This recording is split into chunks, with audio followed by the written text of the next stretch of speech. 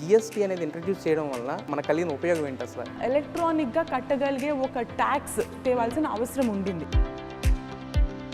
One nation one tax అని bill చూస్తే మళ్ళీ దాంట్లో రెండు రకాలు ఉంటుంది. కట్టేది ఒకటే జిఎస్టీ, అది రెండుగా డివైడ్ అయ్యి సగం సగం వెళ్తుంది.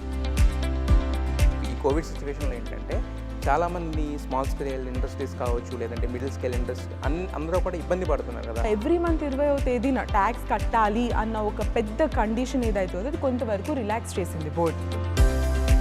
ఈ వ్యాక్సిన్ మీద కూడా మీరు జిఎస్టీ వసూలు చేయడం అనేది కరెక్ట్ కాదని చెప్పేసి అన్నారు. యాక్చువల్గా కోవిడ్ వ్యాక్సినేషన్స్ పైన ఎటువంటి ఎగ్జెంప్షన్ ఇవ్వదలుచుకోలేదు అనేసి క్లారిఫై చేసేశారు.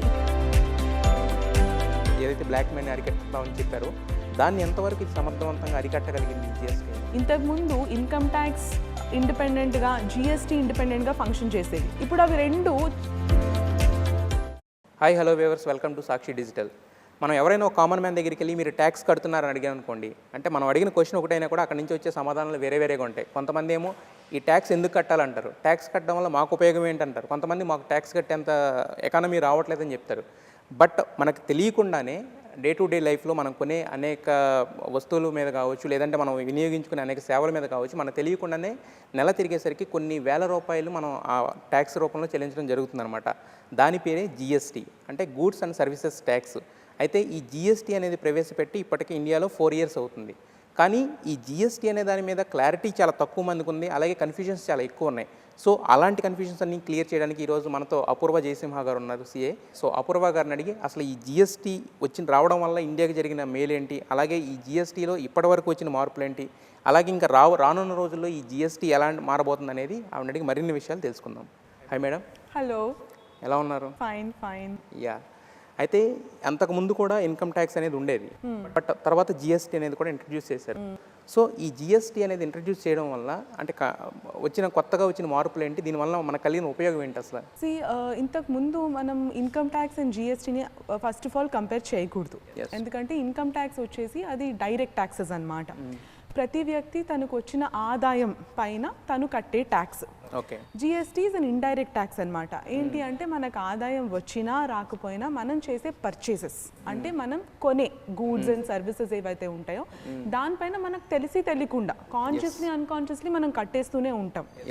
సో ఇప్పుడు మనం డైరెక్ట్ ట్యాక్స్, ఇన్కమ్ ట్యాక్స్ గురించి మాట్లాడుకుంటే అదేమవుతుంది, ఇంపాక్ట్, ఇన్సిడెన్స్ అని రెండు ఉంటాయి.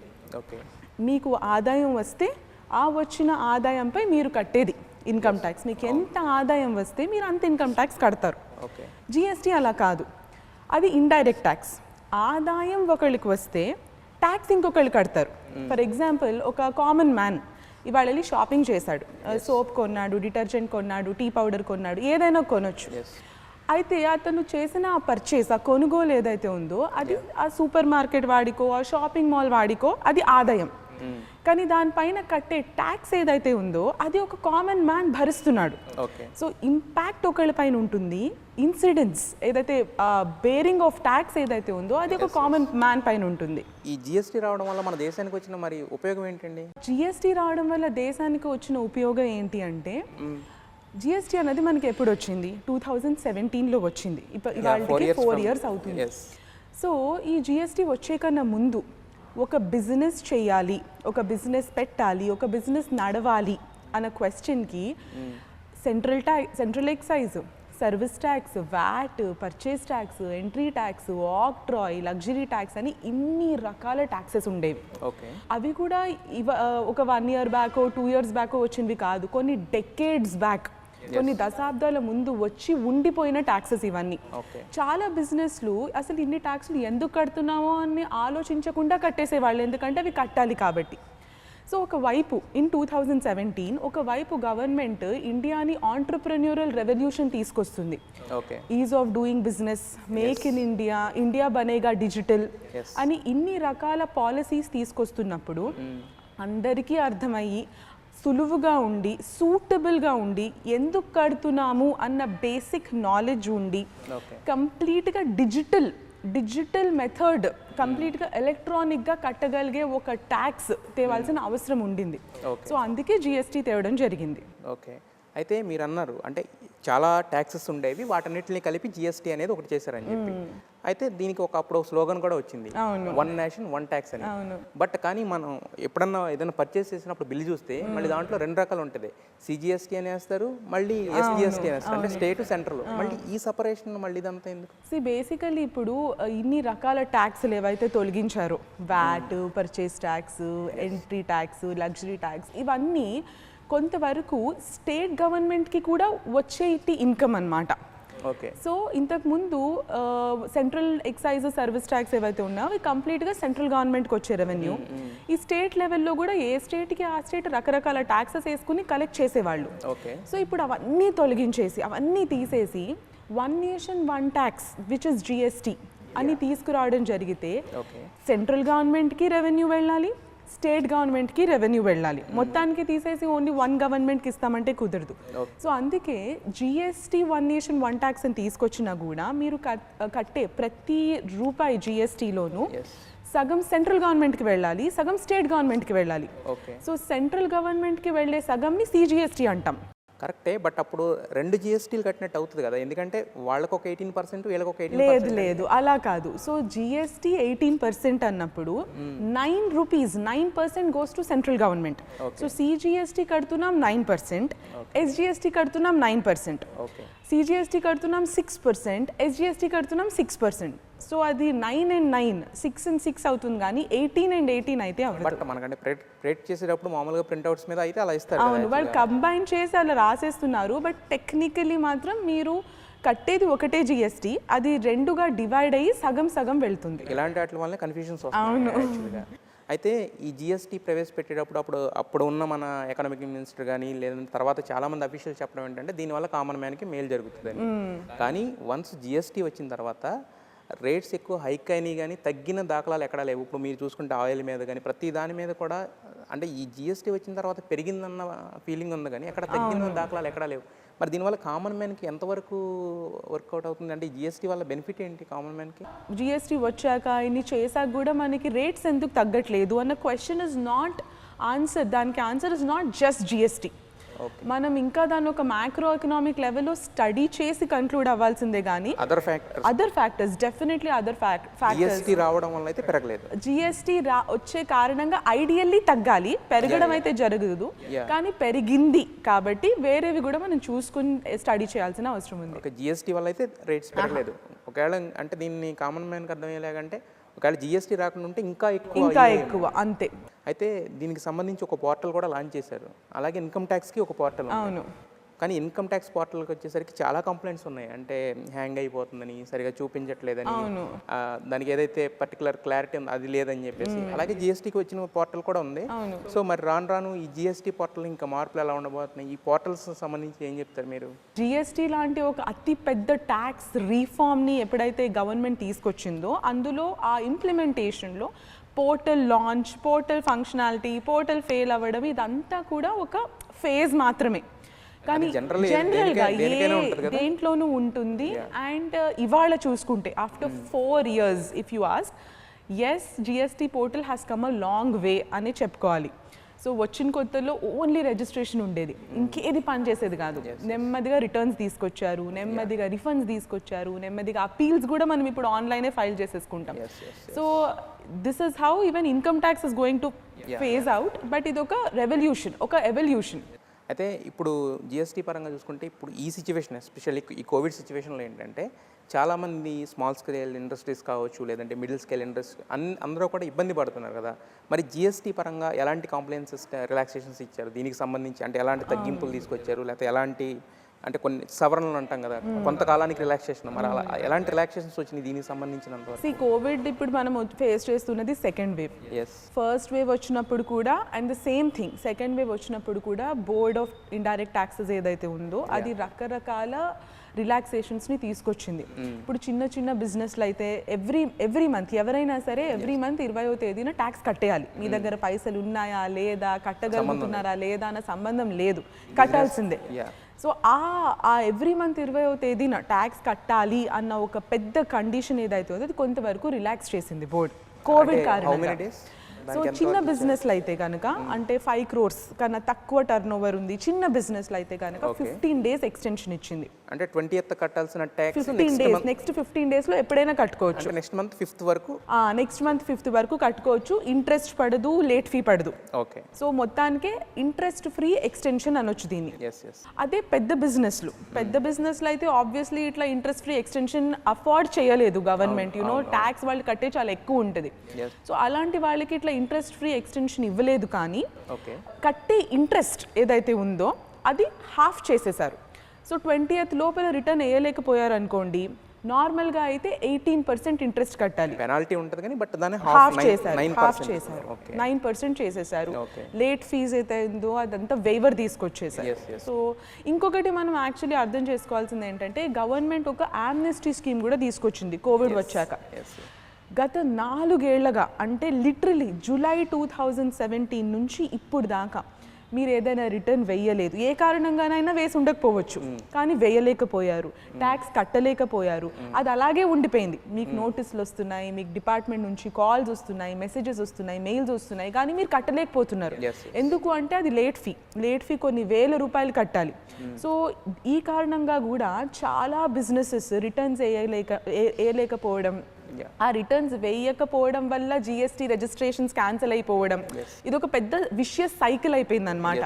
సో ఈ కన్సర్న్ని కూడా అడ్రస్ చేయడానికి గత 4 yearsగా మీరు ఏ నెలదైనా రిటర్న్ వేయలేకపోయినా ఇప్పుడు వేసేసుకోవచ్చు. June 1st నుంచి August 31st దాకా ఈ విండో 3 months విండో ఓపెన్ చేసింది. ఈ విండో పీరియడ్లో మీరు ఎన్ని రిటర్న్స్ వేయలేదు, ఎంత లేట్ ఫీ అయినా ఇప్పుడు వేసేసుకోవచ్చు. దాంతో ఎక్కువ బర్డన్ అనిపించదు ట్యాక్స్ పేయర్స్కి. అయితే ఈ కోవిడ్ సిచ్యువేషన్ దృష్టిలో పెట్టుకుంటే వ్యాక్సినేషన్ అనేది ఇప్పుడు జరుగుతుంది. అంటే మ్యాక్సిమం 90% ఆఫ్ ద అంతా కూడా గవర్నమెంట్ ఫ్రీగా ఇస్తుంది. బట్ ఒక 10 to 20% ప్రైవేట్ పర్సన్స్ దగ్గర నుంచి తీసుకుంటున్నారు కదా. అయితే దీని మీద కూడా జిఎస్టీ అనేది వేయడంతో ఫస్ట్ ఒక చిన్న ఇది వచ్చింది, నెగిటివ్ వచ్చింది గవర్నమెంట్ మీద. ఎందుకంటే ఇలాంటి సిచ్యువేషన్లో కూడా ఇంకా ఈ వ్యాక్సిన్ మీద కూడా మీరు జిఎస్టీ వసూలు చేయడం అనేది కరెక్ట్ కాదని చెప్పేసి అన్నారు. తర్వాత ఏమన్నారంటే వాళ్ళు చూస్తున్నామన్నారు. బట్ కానీ ఇప్పుడు ఉన్న క్వశ్చన్ ఏంటంటే అసలు దాని మీద ఫస్ట్ నిజంగా జిఎస్టీ అప్లై చేశారా, ఇప్పుడు తగ్గించారా, అసలు ఏం జరుగుతుంది దాని వ్యాక్సినేషన్ పరంగా ఉన్న ఇదేంటి? అవును, కోవిడ్ వ్యాక్సినేషన్స్ పైన మేము జిఎస్టీ ఎందుకు కట్టాలి, కట్టకూడదు, ఎగ్జామిషన్ తీసేయండి అని చాలా ట్విట్టర్ కాన్వర్జేషన్స్ జరిగాయి. Union finance minister herself interviewed and told Covid vaccinations పైన ఎటువంటి ఎగ్జామ్షన్ ఇవ్వదలుచుకోలేదు అనేసి క్లారిఫై చేసేసారు. ఇప్పటికీ కూడా కోవిడ్ వ్యాక్సినేషన్స్ పైన ఎటువంటి ఎగ్జామ్షన్స్ లేవు, రాబోవు కూడా. కానీ కోవిడ్ వ్యాక్సినేషన్ పైన ఎగ్జామ్షన్ ఇస్తే దాని కాస్ట్ పెరుగుతుంది. కోవిడ్ వ్యాక్సినేషన్ ఇవ్వకపోవడం కన్నా ఇస్తే కామన్ మ్యాన్ చేతిలో దాని కాస్ట్ పెరుగుతుంది.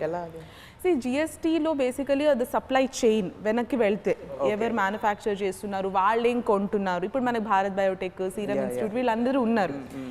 సో జిఎస్టీ వాళ్ళు ఛార్జ్ చేయకపోతే అంటే ఎగ్జామ్షన్ ఇచ్చేస్తే వాళ్ళకి క్రెడిట్ బ్లాకేజెస్ అన్న కాన్సెప్ట్స్ ట్రిగర్ అవుతాయి అన్నమాట.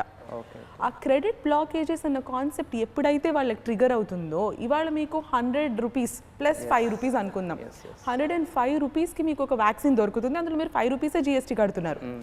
That will become 120, 130 with exemption. ఇదంతా చాలా నిజంగా అంటే కన్ఫ్యూజన్ కాకపోతే ఏంటంటే మీరు క్లారిఫై చేస్తున్నారు. లేదు, వ్యాక్సినేషన్ ఏదైతే ఉందో దానిపైన జిఎస్టీ కట్టడం వల్ల ఆ కొంత జిఎస్టీ 5% జిఎస్టీ అయినా కూడా అది కట్టడం వల్లనే ఆ రేట్ ఇంత పెట్టగలుగుతున్నారు. ఎప్పుడైతే ఆ జిఎస్టీ తీసేశారో, సింపుల్ గా చెప్పాలంటే ఇప్పుడు 100 రూపీస్ లో మనం 5 రూపీస్ జిఎస్టీ కట్టడం వల్ల 100 అయింది. అవును, ఒకవేళ 5 రూపీస్ తీసేస్తే ఇది 120 అయ్యే ఛాన్సెస్ కూడా ఉన్నాయి. అవును, అది ఎంటైర్ సప్లై చైన్ ఎక్కడి నుంచి ఆ వ్యాక్సిన్ ప్రొడక్షన్ స్టార్ట్ అవుతుందో అక్కడి నుంచి ఎఫెక్ట్ అవుతూ వస్తుంది ఆ కాస్ట్ పెరగడం అన్నది.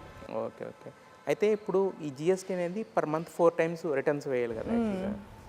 చిన్న పెద్ద బిజినెస్లు అంటే వాళ్ళకి ఆడిటర్స్ ఉంటారు, ఇది ఉంటారు, అందరు కాబట్టి చేస్తారు. బట్ చిన్న ఇండస్ట్రీస్కి అది సాధ్యం కాదు కదా. మరి వాళ్ళకి ఎలాంటి జిఎస్టీ వచ్చాక నెలకి 4 రిటర్న్లు వేయాలి అన్నది ఒక పెద్ద షాక్ అన్నమాట వచ్చినప్పుడు కూడా. అండ్ అది వచ్చినప్పుడు సంగతే, ఇప్పుడు అలా లేదు. ఇప్పుడు మాక్సిమం చూసుకుంటే మనం జిఎస్టీలో నెలకి 2 రిటర్న్స్ వేస్తాం అంతే. అది కూడా పెద్ద బిజినెస్ నెలకి 2 రిటర్న్స్ వేస్తారు. అది కూడా కష్టం, అది కూడా ఇబ్బంది, అది కూడా చేయలేము అని చిన్న చిన్న బిజినెస్లు ఉన్నాయనుకోండి, వాళ్ళకి సపరేట్ స్కీమ్స్ ఉన్నాయి జిఎస్టీలో, కాంపోజిషన్ స్కీమ్ అంటారు. సో వాళ్ళు ఇలా కన్సల్టెంట్స్ని పెట్టుకోరు, వాళ్ళు ఆడిటర్స్ని పెట్టుకోలేరు, అఫోర్డ్ చేయలేరు. ఇవన్నీ దృష్టిలో పెట్టుకుని వీళ్ళకి సపరేట్ స్కీమ్స్ తీసుకొచ్చింది. సో నెలకి 2 రిటర్న్లు వేసే చోట సంవత్సరానికి ఒక రిటర్న్ వేయొచ్చు. నెల ట్యాక్స్ కట్టే చోట 3 నెలలకు ఒకసారి ట్యాక్స్ కట్టొచ్చు. సో ఇలాంటి ఆప్షన్స్ కూడా ఉన్నాయి అండ్ అవి చాలా వస్తున్నాయి కూడా. సో ఎవరైనా చిన్న చిన్న బిజినెస్లు ఉంటే, అమ్మో నేను జిఎస్టీ రిజిస్ట్రేషన్ తీసుకుంటే ఇప్పుడు నెలకి 4 రిటర్న్లు వేయాలి, కన్సల్టెంట్కి ఒక 10,000 ఇవ్వాలి అలాంటి ఫియర్స్ పెట్టుకోవాల్సిన అవసరం అయితే లేదు. అంటే అది అప్లై చేసుకోవాలా? ఎస్ సపరేట్గా అప్లై చేసుకోవాలి. అయితే జిఎస్టీలోనే మీరు అన్నట్టు అంటే ఒక్కొక్క వస్తువుకి ఒక్కొక్క కైండ్ ఆఫ్ జిఎస్టీ ఉంటుంది. అంటే కొన్నిటి మీద 4%, కొన్నిటి మీద 18%, ఇలా రకరకాలుగా ఉంటుంది కదా. సో మరి దేని మీద ఎంత ఉందనేది ఎలా తెలుసుకోవాలి? యాక్చువల్లీ జిఎస్టీ వచ్చినప్పటి నుంచి ఇప్పటి దాకా మనకి జిఎస్టీ రావడం వల్ల జరిగిన అనదర్ మేజర్ అడ్వాంటేజ్ ఏంటి అంటే, ఎవరైనా సరే ట్యాక్స్ కడితే, అది కామన్ మ్యాన్ అవ్వచ్చు, పెద్ద బిజినెస్ అవ్వచ్చు, ఎవరైనా సరే ట్యాక్స్ కడితే ఓన్లీ ఈ 5%, 12%, 18% అండ్ 28% ఈ 4 రేట్స్ ఆఫ్ ట్యాక్సే ఉంది, ఇంకో రేటే లేదు. అది నేను తర్వాత చెప్తా. కానీ సాధారణంగా మనం చేసే day to day businesses, day to day purchases, day to day activities, జనరల్గా మనం నిత్యావసరాల్లో కూడా ఈ 4 రేట్స్ ఆఫ్ ట్యాక్సే ఉంటుంది. 5, 12, 18 ఆర్ 28 అంతే. సపోజ్ ఎవరైనా 22% అని, 32% అని, 14% అని ఒక విచిత్రమైన రేట్ ఆఫ్ ట్యాక్స్ ఏమైనా కడితే మాత్రం అది తప్పు. కలెక్ట్ చేసేటప్పుడే ఒక కామన్ మ్యాన్ అండర్స్టాండ్ చేసుకోవచ్చు, కంప్లైంట్ చేయొచ్చు, కన్స్యూమర్ సెల్స్కి కంప్లైంట్ చేయొచ్చు. సో ఇది కాకుండా మనకి ఇప్పుడు నీష్ సెక్టర్స్ అంటాం, అంటే జ్యువెలరీ సెక్టర్, రోజు కొనం, రియల్ ఎస్టేట్, రోజు కొనం. సో వీటికి వేరే వేరే రేట్స్ ఆఫ్ ట్యాక్స్ ఉన్నాయి. సో అవి 2 తీసేస్తే మాత్రం ఫుల్ కంట్రీకి మీరు ఏం కొన్నా, ఎంత కొన్నా కూడా ఈ 4 రేట్స్ ఆఫ్ ట్యాక్సే ఉంటుంది. నార్మల్గా ఒక కామన్ మ్యాన్కి ఇంక్లూజివ్ ప్రైజింగ్ ఇస్తారు. అంటే ఇట్లా 999 including taxes, 599 including taxes. So అలాంటప్పుడు ఈ 599లో ఎంత ట్యాక్స్ ఉంది అన్నది ఎలా తెలుస్తుంది అంటే, ఖచ్చితంగా మీకు ఆ షాప్ కీపర్, ఆ బిజినెస్ మ్యాన్ ఇచ్చే ఇన్వాయిస్ ఏదైతే ఉంటుందో అందులో వాళ్ళు ట్యాక్స్ సపరేట్గా మెన్షన్ చేసి ఇవ్వాలి. అలా ఇవ్వకపోతే సపరేట్గా ట్యాక్స్ మెన్షన్ చేసి ఇవ్వండి అని అడిగే హక్కు కూడా ఉంది కన్స్యూమర్. కరెక్టే. కాకపోతే ఇప్పుడు మనం ఏదో ఒక షాప్కి వెళ్ళాం, ఒక సబ్బు ఇవ్వండి అంటాం, ఆ సోప్ ఇచ్చిన తర్వాత వాడిని మనం ఇన్వాయిస్ అడగలేము, దీని మీద ఎంత అడగలేము కదా. అంటే లగ్జరీ ఐటమ్స్ మీరు చెప్పినట్టు ఒక జ్యువెలరీను లేదంటే ఇంకా ఎక్కడికి వెళ్ళినా కూడా మనం అది పెద్ద ఫామ్ లేదా అయితే కనుక మనం అడగొచ్చు. ఇప్పుడు ఒక షాప్కి వెళ్ళి మన సోప్ తీసుకున్న తర్వాత మనకి దీని జిఎస్టీ ఏంటి, ఇన్వాయిస్ ఏంటి అని అడగలేము కదా. మరి అలాంటివి ఎలా? సో అలాంటప్పుడు బేసికలీ ఆ షాప్ కీపర్ ఎవరైతే ఉన్నారు, మీరు ఒక సూపర్ మార్కెట్కి వెళ్ళారు, అక్కడ మీరు ఏమైనా షాపింగ్ చేశారు, మీరు ఫలానా సామాన్లు కొన్నారు అంటే అతను కనుక జిఎస్టీ రిజిస్ట్రేషన్ ఉంది, షాప్కి జిఎస్టీ రిజిస్ట్రేషన్ ఉంది, రెగ్యులర్ రిజిస్ట్రేషన్, అది కూడా కాంపోజిషన్ స్కీమ్ కాదు, రెగ్యులర్ రిజిస్ట్రేషన్ ఉంటే మాత్రం ఖచ్చితంగా వాళ్ళు ఇవ్వాలి. వాళ్ళకి వేరే చాయిసే లేదు. సో మీకు ఇట్లా మీరు షాప్కి వెళ్ళారు, సామాన్లు కొన్నారు, అతనికి జిఎస్టీ నంబర్ ఉంది, ఇచ్చిన ఇన్వాయిస్ పైన జిఎస్టీ నంబర్ ఉంది, కానీ ఇన్వాయిస్లో జిఎస్టీ ఎంత ఉందో అని రాయకుండా ఇస్తే మాత్రం మీరు నాకు జిఎస్టీ బ్రేకప్ ఉన్న ఇన్వాయిస్ ఇవ్వండి అని అడగొచ్చు, వాళ్ళు ఇవ్వాలి కూడా. అడిగే రైట్ అనుకుంటున్నాను. అయితే ఇప్పుడు ఈ జిఎస్టీని తీసుకురావడంలో ఏంటంటే చాలా చెప్పారు. అంటే ఫస్ట్ అంటే దీని ఉపయోగాలు చాలా ఉన్నాయని. దాంట్లో ఒకటి ఏంటంటే బ్లాక్ మనీ ఏదైతే ఉందో దాన్ని అరికట్టడానికి, ప్యారలల్ ఎకానమీ ఏదైతే ఉందో దానికి సంబంధించిన విషయాల కోసం అని చెప్పారు. సో మరి దాంట్లో ఈ జిఎస్టీ వల్ల రావడం వల్ల ఏదైతే బ్లాక్ మనీ అరికట్టుతామని చెప్పారో దాన్ని ఎంతవరకు ఇది సమర్థవంతంగా అరికట్టగలిగింది ఈ జిఎస్టీ? సో బేసికలీ జిఎస్టీ రావడం వల్ల ఎకానమీలో ట్రాన్స్పరెన్సీ పెరుగుతుంది, బ్లాక్ మనీ రద్దు చేయొచ్చు, ప్యారలల్ ఎకానమీ రద్దు చేయొచ్చు అనేది మెయిన్ మోటో ఉండింది. ఓకే. దీనికోసం జిఎస్టీ వచ్చిన ఒక 9 months ఎగ్జాక్ట్లీ 9 months తర్వాత ఈవే బిల్ మెకానిజం అనేది ఒకటి ఇంట్రడ్యూస్ చేశారు. ఈవే బిల్ మెకానిజం వల్ల ఏమవుతుందంటే ఈ కంట్రీలో ఎవరికి ఏ గూడ్ పంపించినా కూడా ఓకే అది గవర్నమెంట్కి ట్రాక్ అయిపోతుంది. ఈ వే బిల్ ఖచ్చితంగా వే బిల్ లేకుండా అయితే పంపించకూడదు. సో దానివల్ల అన్అకౌంటెడ్ ట్రాన్సాక్షన్స్ అన్నవి తగ్గిపోయినాయి. నంబర్ 1. ఇప్పుడు నార్మల్గా మనం చూస్తాం ఎవరైనా కాన్వర్జేషన్స్లో అక్కడ ఇక్కడ కన్సైన్మెంట్ పట్టేసుకున్నారని ఫైన్స్ పెనల్టీస్ కట్టాల్సి వస్తుంది. అవి ఎందుకు అంటే మీరు ఈవే బిల్ లేకుండా అన్అకౌంటెడ్ ట్రాన్సాక్షన్స్ ఎగ్జిక్యూట్ చేస్తున్నారు మీరు. So that is one measure that e way bill end to end implement చేసేసారు. Okay. Second very interesting and very important measure ఏదైతే తీసుకొచ్చారో అది ఎలక్ట్రానిక్ ఇన్వాయిసింగ్. వచ్చి ఇప్పటికి 1 year కూడా కాలే. అక్టోబర్ 2020లోనే ఇంట్రడ్యూస్ చేశారు. సో ఈ ఎలక్ట్రానిక్ ఇన్వాయిసింగ్ వల్ల మనం నార్మల్గా వింటాం ఈ ఫేక్ ఐటీసీ అని, బోగస్ ఇన్వాయిస్, స్కామ్ జరిగిందని చాలా న్యూస్లో విన్నాం దీని గురించి. సో ఇవన్నీ కూడా తగ్గించడం జరుగుతుంది. ఎట్లా అంటే మీరు ఇష్యూ చేసే ఇన్వాయిస్ ఏదైతే ఉందో అది మీ కస్టమర్కి వెళ్ళే కన్నా ముందే గవర్నమెంట్కి వెళ్ళిపోవాలి. సో గవర్నమెంట్కి తెలియకుండా మీరు ఒక్క ఇన్వాయిస్ కూడా ఇష్యూ చేయకూడదు. అది సెకండ్ మేజర్ మైల్ స్టోన్ అనమాట. థర్డ్ ఇంపార్టెంట్ థింగ్ ఏం జరిగిందంటే ర్యాపిడ్ ఎక్స్చేంజ్ ఆఫ్ ఇన్ఫర్మేషన్. ఇంతకుముందు ఇన్కమ్ ట్యాక్స్ ఇండిపెండెంట్గా, జిఎస్టీ ఇండిపెండెంట్గా ఫంక్షన్ చేసేవి. ఇప్పుడు అవి రెండు ర్యాపిడ్గా ఇన్ఫర్మేషన్ అనేది ఎక్స్చేంజ్ అవుతుంది.